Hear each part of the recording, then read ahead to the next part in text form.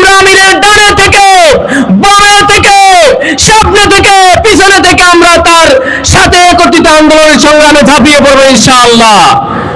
আমরা রাজি আছি না ভাই? কারণ আমরা আমাদের সম্মুখে, আমাদের সামনেই জুলাই আন্দোলন দেখেছি। আমরা গতকালকে দেখলাম আমাদের ইসলামী যুব আন্দোলনের এক দায়িত্বশীল বুলবুল ভাই, তাকেও একদল চাঁদাবাজরা তাকে হত্যা করেছে, নির্মমভাবে হত্যা করেছে। আমি এই তারুণ্যের সমাবেশ থেকে বাংলাদেশের বর্তমান প্রশাসনকে বলতে চাই, আজকে কেবলমাত্র নারায়ণগঞ্জে অবরোধ হয়েছে, আজকে কেবলমাত্র ঢাকায় বিক্ষোভ মিছিল অনুষ্ঠিত হয়েছে।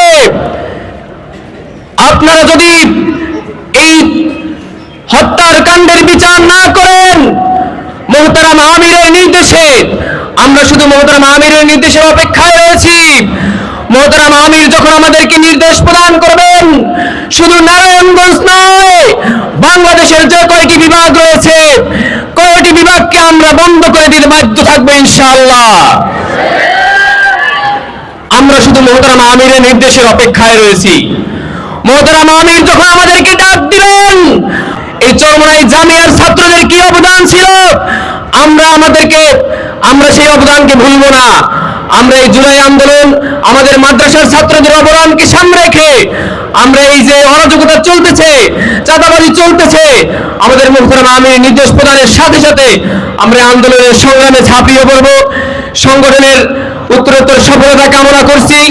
অনুষ্ঠানের আয়োজকদেরকে শুভকামনা জানিয়ে আমার সংক্ষিপ্ত বক্তব্য শেষ করছি। ওমা আলাইনা ইল্লাল বালাগ।